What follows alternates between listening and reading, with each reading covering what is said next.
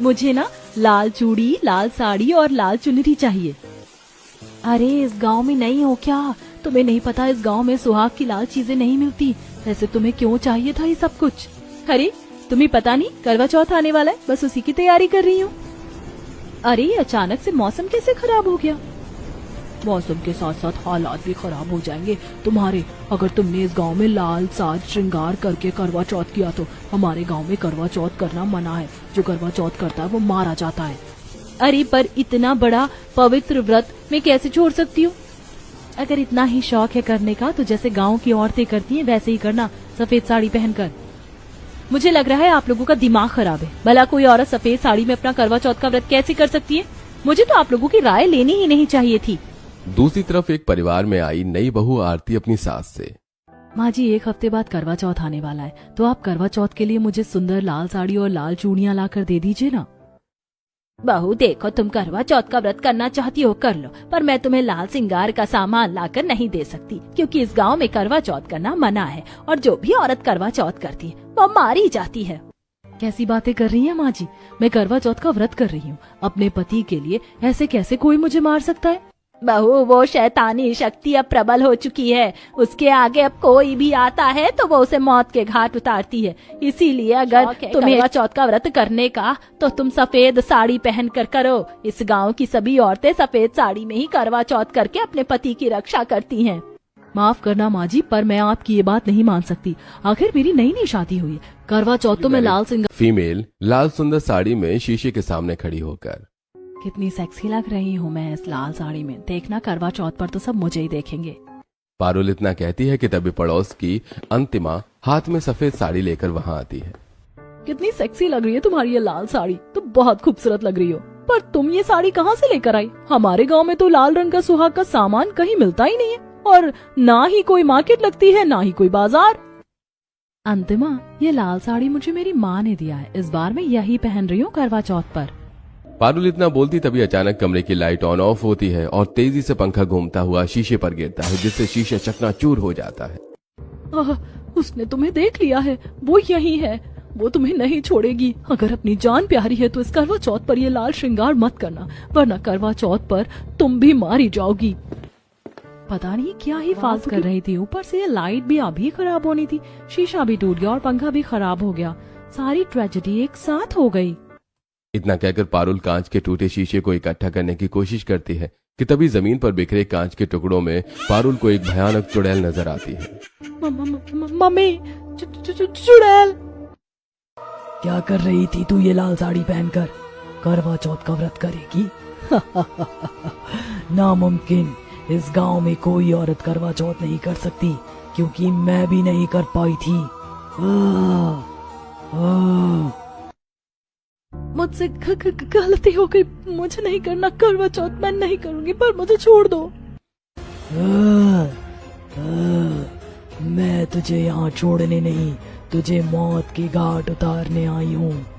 इतना कहकर वो भयानक चुड़ैल शीशे के टुकड़ों को उठाकर पारुल के चेहरे पर मारने लगती है और पारुल चीखती चिल्लाती अपना दम तोड़ देती है। कुछ ही देर बाद गांव की साक्षी दूसरे गांव में श्रृंगार का सामान लेकर गांव में दाखिल होती है। रात का समय होता है। चलो अपने गांव में ना सही, पर दूसरे गांव से तो मैं करा ही ना करवा चौथ की शॉपिंग। देखना अब मैं इन्हीं को पहनकर अपना करवा चौथ का व्रत करूंगी।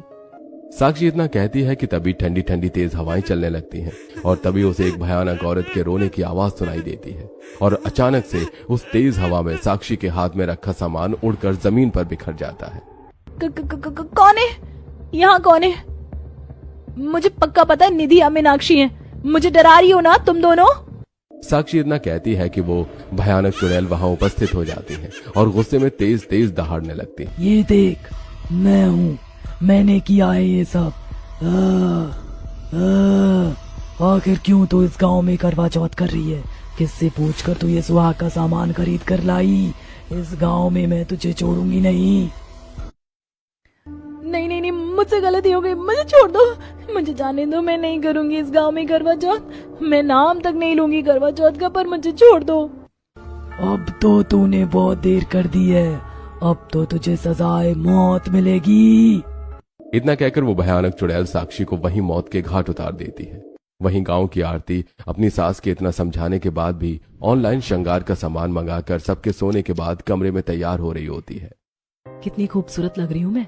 मेरी लाल बिंदी, लाल चूड़ा, लाल दुपट्टा, लाल साड़ी, कितना खूबसूरत है सब कुछ। बस 2 दिन और फिर मैं यही पहनकर करवा चौथ करूंगी। आरती इतना कहती है कि तभी उसके कमरे में भयानक औरत के रोने की आवाज चारों ओर गूंजने लगती है और उसके हाथों से चूड़ी अपने आप खुलने लगती है।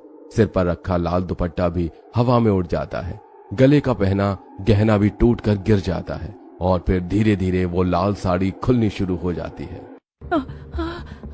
कौन है? नहीं, मुझे छोड़ दो, मेरी साड़ी, माँ जी। तभी वो भयानक चुड़ैल वहां आकर, कितना भी चिल्ला ले, तेरी आवाज कोई नहीं सुनेगा। अपनी सास के समझाने के बाद भी तूने ये साज श्रृंगार करके करवा चौथ करने की तैयारी की। इस गांव में करवा चौथ करना मना है। जब मैं नहीं कर पाई तो तू भी नहीं कर पाएगी। मैं तुझे मार दूंगी मैं तुझे। नहीं, मुझसे गलती हो गई। मैं नहीं करूंगी इस गांव में करवा चौथ, नहीं करूंगी, छोड़ दो मुझे। आरती अपनी जान की भीख मांगती है, लेकिन भयानक चुड़ैल उसे लाल साड़ी में लपेटकर गला घोंटकर उसे मौत के घाट उतार देती है। अगले कई दिनों तक औरतों की लाश बरगद के पेड़ के पास लटकी मिलती है। मेरी बहू चली गई मुझे छोड़कर, लौट आओ बहू। अरे हम जानते हैं इस गांव में करवा चौथ मनाना मना है। करवा चौथ मनाया तो मारे जाएंगे, पर अभी तो करवा चौथ आने में 2 दिन बाकी हैं। फिर उससे पहले ये मौत कैसे?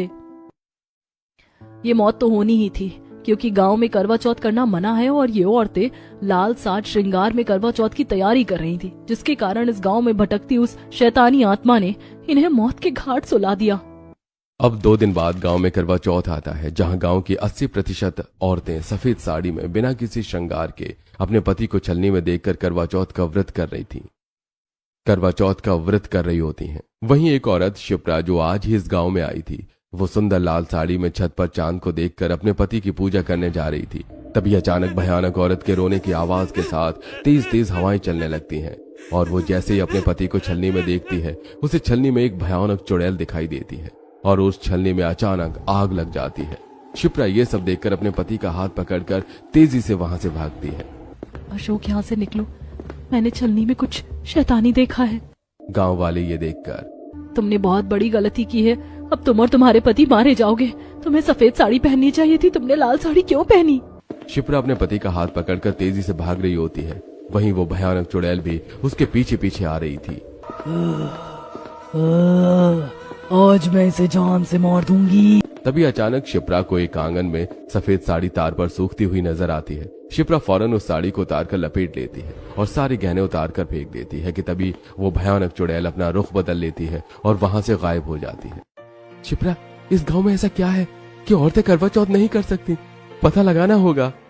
अब करवा चौथ की रात में अशोक और शिप्रा गांव की औरतों से इस रहस्य के बारे में पूछती हैं। उर्मिला बताते हुए, बहू, हम लोगों की तरह ही उस चुड़ैल ने भी इस गांव में पहली बार शादी करके करवा चौथ का व्रत किया था, पर उससे करवा चौथ पूजन के दौरान कोई गलती हुई, जिसके कारण उसकी और उसके पति की मौत हो गई। और तब से वो इस गांव में किसी का करवा चौथ पूज के सामने गुहार लगानी पड़ेगी और उसे सुहाग का सामान पूर्ण रूप से अर्पण करना होगा।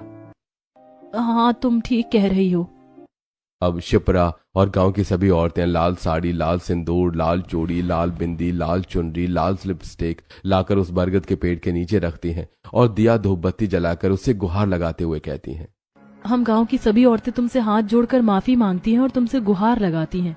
जो अनहोनी तुम्हारे साथ हुई है, वो अनहोनी तुम हमारे साथ मत होने दो। तुम्हारी तरह हमारे लिए भी हमारा पति, हमारा सुहाग बहुत महत्व रखता है। देखो, अपना सुहाग उतार कर हम सभी औरतें इस सफेद साड़ी में तुम्हें सुहाग की सभी निशानी दे रहे हैं। तुम इसे स्वीकार करो और इस गांव की औरतों को अपने सुहाग की रक्षा करने दो, करवा चौथ का व्रत करके। शिप्रा की ये बातें सुनकर वो भयानक चुड़ैल वहां उपस्थित होती है